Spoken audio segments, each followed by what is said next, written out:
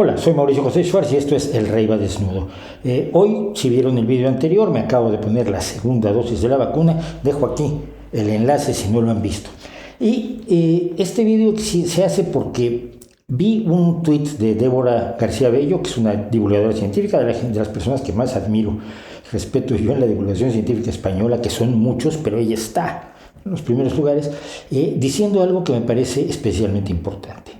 Dice: llevo en mi cuerpo decenas de años de conocimiento científico acumulado y de investigación, en virus, entre ellos otros coronavirus, en ARN mensajero, en su uso para combatir otros virus, incluso algunos tipos de cáncer.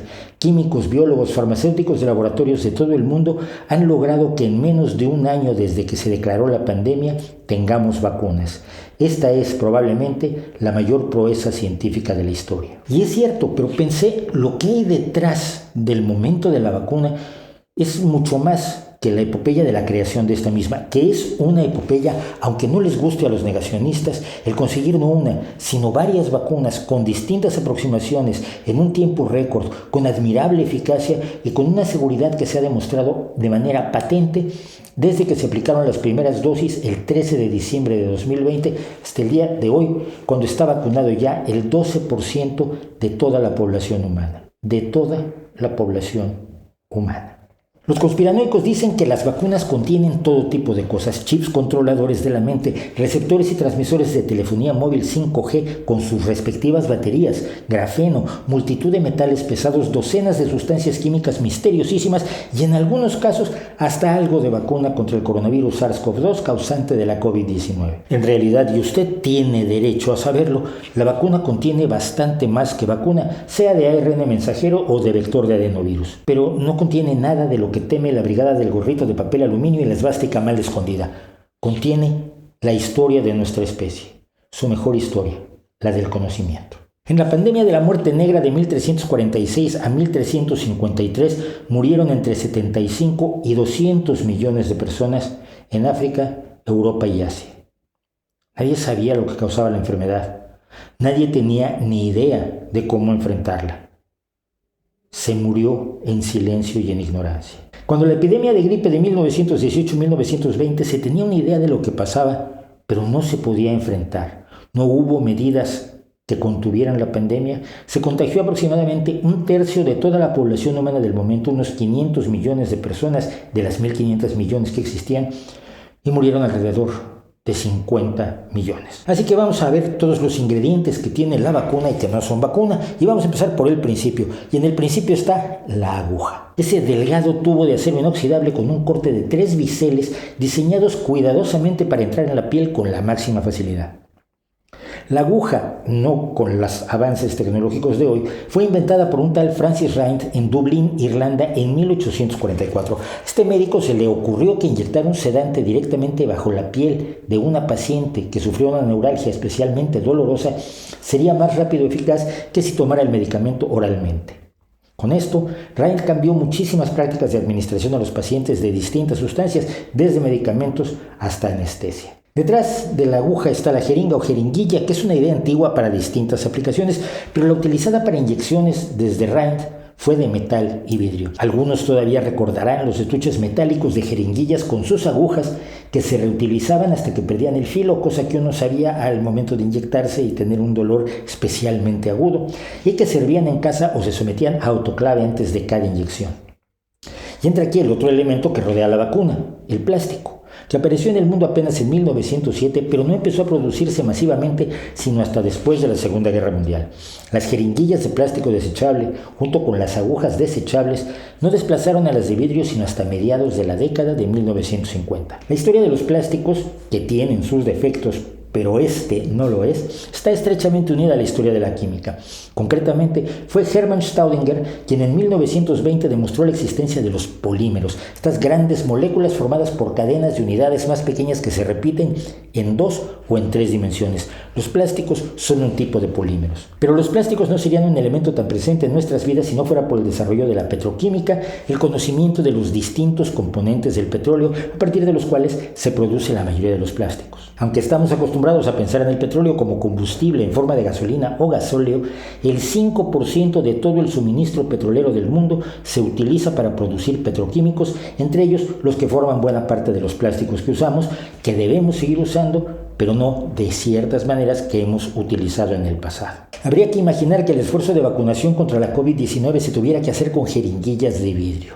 Cada centro de vacunación debería tener enormes autoclaves funcionando sin cesar, esterilizando cientos o miles de jeringuillas y agujas para mantener el ritmo de vacunación que en España, por poner un ejemplo, ha sido de unas 140,000 personas diarias en promedio. Pero aún en este caso la tecnología del acero sería prácticamente la misma, la de las agujas, y tendríamos que tener en cuenta la tecnología del vidrio, material cuyos primeros artefactos conocidos se remontan al 3100 antes de la era común, pero cuya tecnología para hacer algo como la jeringuilla no llegó sino hasta 1897. Pasaré rápido por el contenido de la jeringuilla, la vacuna, sea de ARN mensajero o de vector de adenovirus.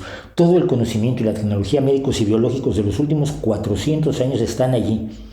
En la vacuna están Mendel y Darwin, Louis Pasteur, Robert Koch, Jonas Salk, Edward Jenner. Hay miles y miles de hombres y mujeres que desentrañaron los mecanismos genéticos, que estudiaron los virus que se descubrieron apenas en 1892, las infecciones, el sistema inmune, toda la fisiología humana, el descubrimiento mismo de que estamos hechos de células que lograron Matthias Leiden y Theodor Schwann en 1838. Toda la historia de los enormes esfuerzos para el conocimiento del mundo vivo y de nosotros mismos está concentrada en el menos de 1 mililitro, que es una dosis de la vacuna. Algunas de las vacunas desarrolladas para esta pandemia necesitan transportarse a muy bajas temperaturas para mantener su integridad, y los sistemas de refrigeración apenas surgieron en 1899. Sin ellos habría sido imposible distribuir las vacunas que necesitan una cadena de frío, y no solo las del SARS-CoV-2.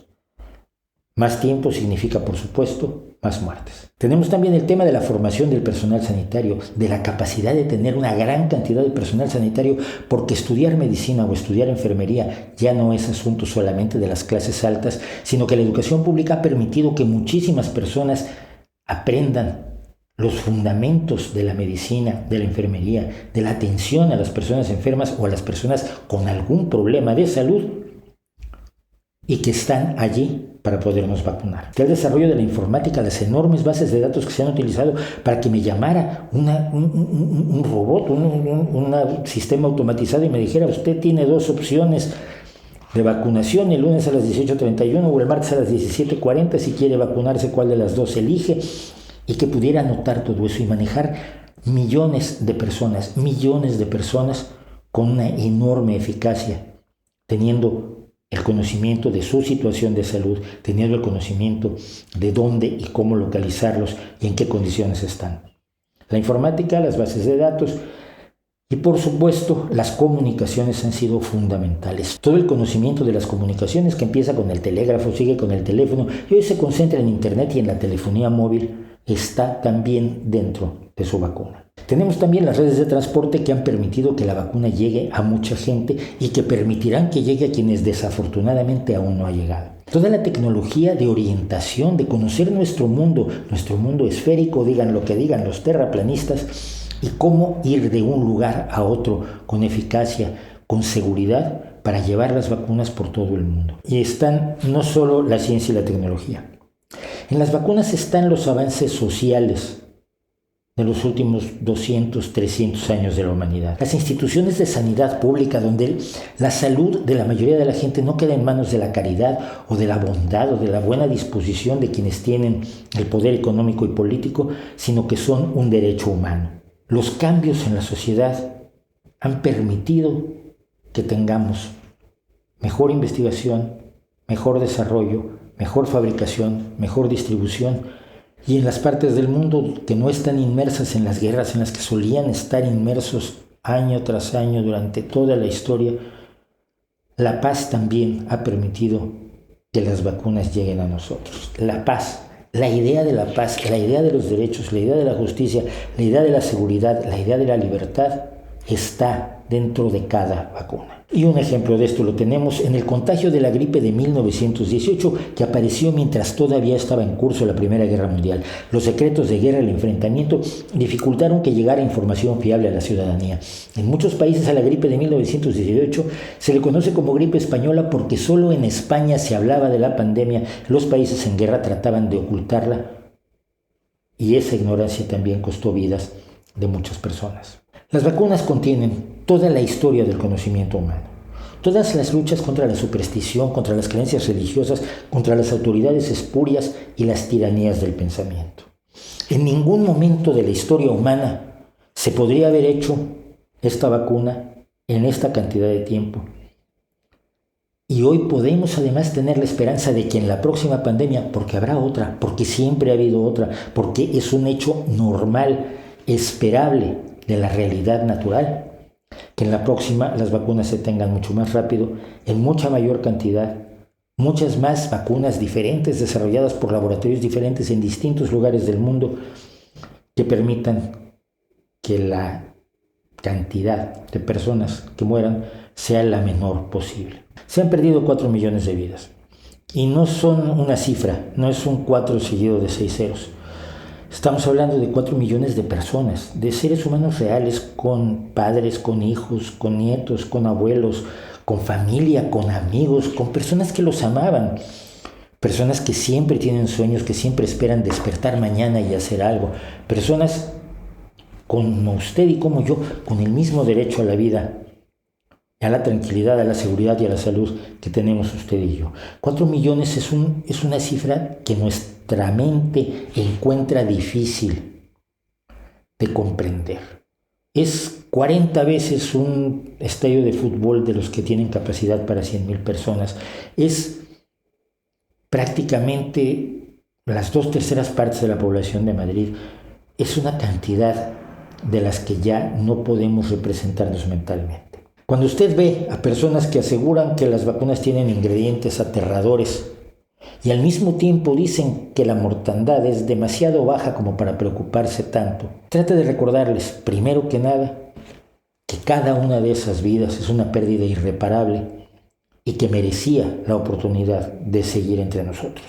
Que no se puede despreciar una o más muertes. Ante las pandemias, los seres humanos nos acostumbramos a la muerte.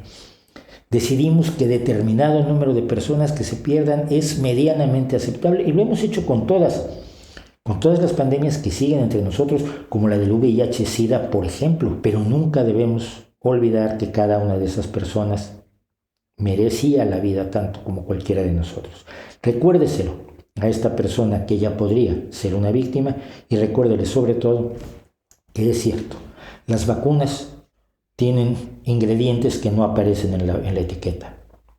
Tienen la historia de lo mejor de todos los seres humanos y de lo mejor del combate a lo peor que tenemos los seres humanos. ¿No cree usted?